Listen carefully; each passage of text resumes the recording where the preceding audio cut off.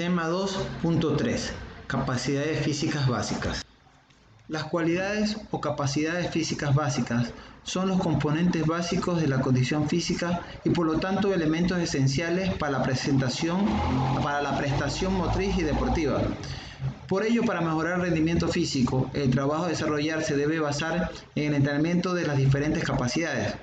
Todos disponemos de algún grado de fuerza, de resistencia, velocidad, equilibrio. Es decir, todos tenemos desarrollada en alguna medida todas las cualidades motrices y capacidades físicas. Mediante el entrenamiento, su más alto grado de desarrollo se logrará. Cuestionan las posibilidades de poner en práctica cualquier actividad físico-deportiva, además en su conjunto determinan la actitud física de un individuo, también llamada condición física. Las cualidades o capacidades físicas básicas son las requeridas por una persona para poder realizar o especializarse en una actividad deportiva y que se mejoran por el desarrollo del entrenamiento. Las cualidades físicas básicas dependen mucho de la genética y en la infancia es un periodo donde se tienen que desarrollar con mucho cuidado, porque si abusamos mucho de la fuerza o de trabajos de fuerza con mucha intensidad o resistencia, podemos terminar agrediendo el organismo de los niños que están en pleno desarrollo y maduración. Tienen que medirse las intensidades y el volumen para poder realizar las actividades necesarias para cumplir con cada una de las etapas por las que transcurren los niños. Es necesario que el entrenador tenga conocimientos de fisiología, de anatomía, sobre todo en esas etapas o en esas edades, para poder realizar los contenidos necesarios y ajustados a las necesidades requeridas en ese momento. Los factores de fuerza se desarrollan continuamente durante el periodo de crecimiento y alcanzan el máximo nivel durante la tercera década de la vida. De los 6 a los 10 años, el desarrollo de la fuerza es lento y se mantiene paralelo entre el hombre y la mujer. En torno a los 11 años aumenta el desarrollo de la fuerza, siendo el de chico mucho más rápido que el de las chicas. De los 12 a los 14 años no hay incremento sustancial en la fuerza, solo la ocasionada por el crecimiento en longitud y grosor de los huesos y músculos. En edades tempranas no se dispone de niveles adecuados de andrógenos como para poder estimular las adaptaciones musculares y ganancia de fuerza. El incremento de fuerza se da entre los 11 a 12 años y los 13 a 14, que es el momento adecuado cuando se puede realizar trabajo de fuerza todavía con autocarga.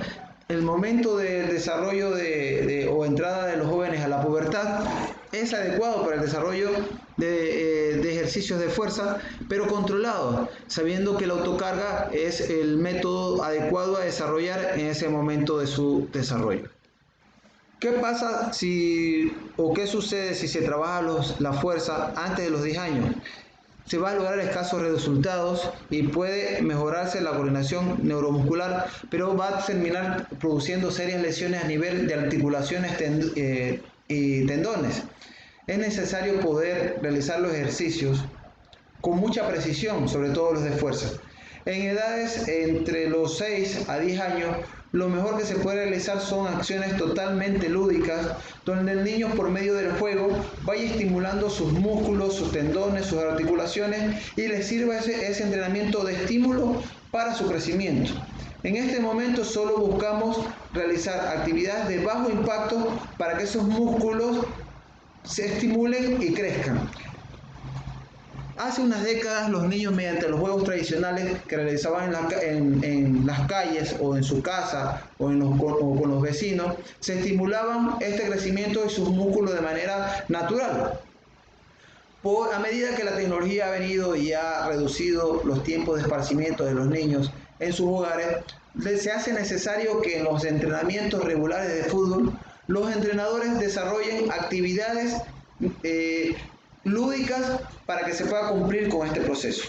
Sigue siendo lúdica. Las estimulaciones, como se dijo anteriormente, simplemente van a ir en base de la recreación y el fortalecimiento necesario para su crecimiento.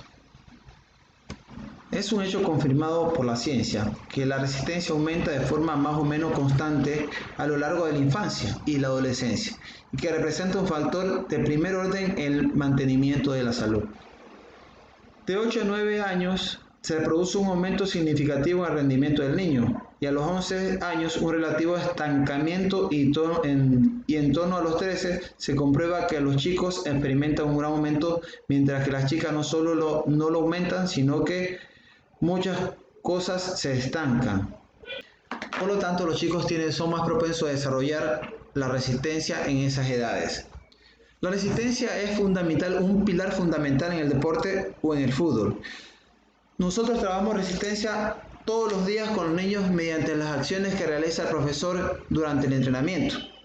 Ya cuando los niños juegan un espacio reducido, están trabajando resistencia. Cuando los niños están haciendo un trotecito suave o un juego lúdico, están trabajando resistencia y se va a ir fortaleciendo poco a poco. No es necesario llegar a trabajar en estas etapas la resistencia anaeróbica, láctica y aláctica, porque sus cargas son muy elevadas y todavía su organismo no está maduro como para soportar las cargas que ejerce un trabajo de esa magnitud.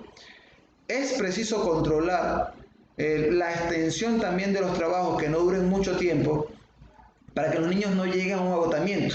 En estas edades prácticamente toda la energía que produce o tiene el cuerpo mediante su alimentación va direccionada al crecimiento.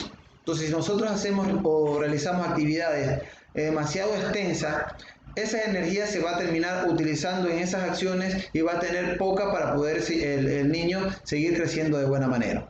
Los juegos siempre lúdicos deben ser cortos, pero intensos para que el niño se estimule y crezca, ¿no? La resistencia y el cansancio generalmente lo van a marcar los niños. Cuando los niños ya se sienten agotados, van a bajar un poco el ánimo, dejarán de correr y simplemente indicarán al profesor que quieren salir. En este momento ya el profesor debe parar las actividades para permitirle a los niños recuperarse totalmente.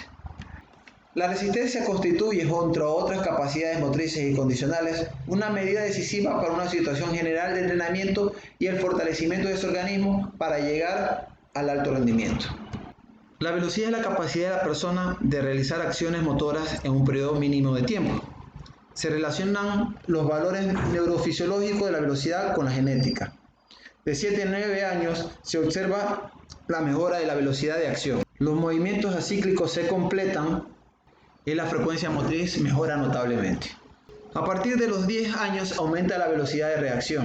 Existen niveles de coordinación satisfactorios que favorecen el desarrollo de factores como la frecuencia y la velocidad gestual, aunque con carencia de fuerza. Entre los 13 y 14 años, fin de la pubertad, se produce una nueva mejora de la velocidad, integrándose todos los factores que intervienen en ella conjuntamente. Durante las etapas de la adolescencia pueden aplicarse todos los tipos de entrenamiento de velocidad adaptada y programada a la edad infantil. Al contrario que el resto de las capacidades, la flexibilidad involuciona con el crecimiento. La máxima flexibilidad se encuentra en la infancia, aunque también hay un cierto apogeo al inicio de la etapa puberal, más concretamente alrededor de los 10 y 12 años, y después se va perdiendo progresivamente.